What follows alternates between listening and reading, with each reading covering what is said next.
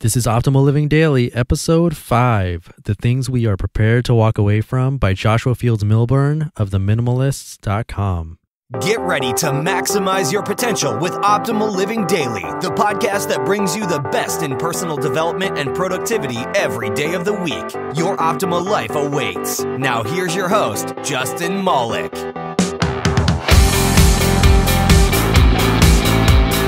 Hello. Welcome back to the show if you're a subscriber. And if you're new to the show, awesome. Welcome to Optimal Living Daily, where I read to you some of my, and let's be honest, the world's favorite blog posts about productivity, minimalism, and improving your life all around. Before I start reading, though, here's a quick word from my sponsor, me. Yes, I sponsor my own show because I'm only at episode 5, so if you enjoy the show today, all I ask is you visit my site at oldpodcast.com and join the newsletter. It's a quick once-a-week email that highlights awesome tips and great finds for you, and plus it comes with a free gift. So with that, on with the show. Today I'll be reading to you a post from Joshua Fields Millburn of theminimalists.com. This is actually the second post I'm reading of his. He's just that good. He and Ryan, the other minimalist on the site, are actually working on a film together, so we'll definitely have to check that out once it's available. All right, that covers that. So let's get moving and start optimizing your life. The Things We Are Prepared to Walk Away From by Joshua Fields Millburn of theminimalists.com. What are you prepared to walk away from? This oft unasked question shapes one of the most important principles in my life. We're all familiar with the age-old theoretical situation in which our home is burning and we must grab only the things that are most important to us. Of course, most of us would not dash into the inferno and reach for material things first. We'd ensure the safety of our loved ones and pets. Then, once they were safe, we grab only the irreplaceable things, photo albums, computer hard drives, family heirlooms. Everything else would be lost in the conflagration. I tend to look at this situation a tad differently, though, taking the hypothetical a bit further. There's a scene in Heat in which Neil Macaulay, Robert De Niro, says, "Allow nothing in your life that you cannot walk out on in 30 seconds flat." Although my life isn't anything like Macaulay's, he's the movie's bad guy, I share his sentiment. Almost everything I bring into my life, material possessions, ideas, habits, and even relationships, I must be able to walk away from at a moment's notice. Many of you will disagree with me because this ideology might sound crass or insensitive, but I like to posit that it is actually the opposite. Our preparedness to walk away is the ultimate form of caring. If I purchase new possessions, I need to make certain I don't assign them too much meaning. Being able to walk away means I won't ever get too attached to my belongings, and being unattached to stuff makes our lives tremendously flexible, filled with opportunity. If I take on a new idea or habit, I do so because it has a potential to add value to my life. New ideas shape the future me. Same goes for new habits. Over time, my ideas change, improve, and expand, and my current habits get replaced by new habits that continue to help me grow. Our readiness to walk away from ideas or habits means we're willing to grow.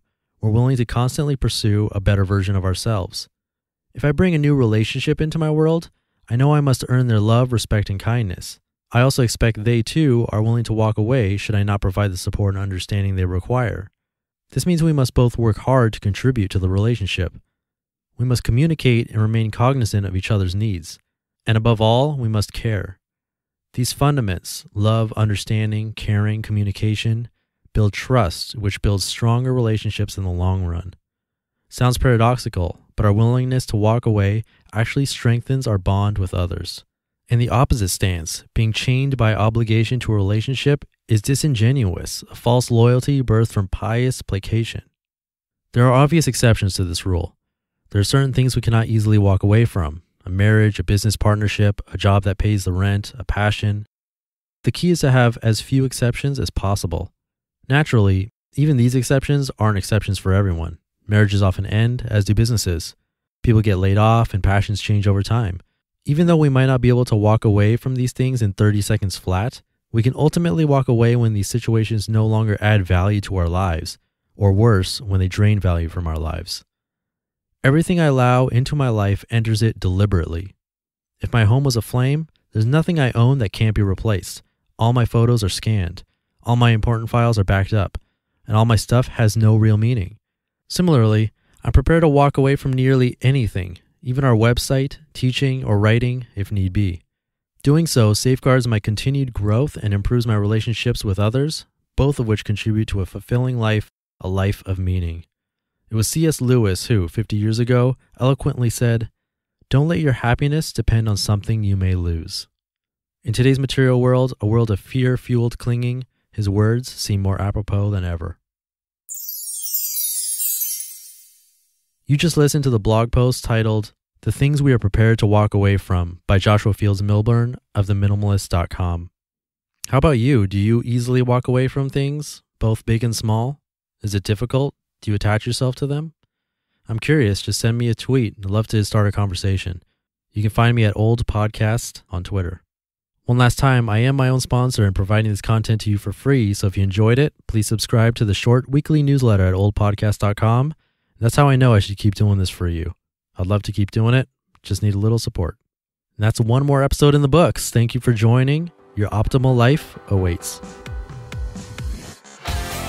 You've been listening to Optimal Living Daily. Be sure to hit the subscribe button to stay up to date on each new episode and head to oldpodcast.com. That's OLDpodcast.com for a free gift as well as more actionable tips and resources to help you maximize your potential.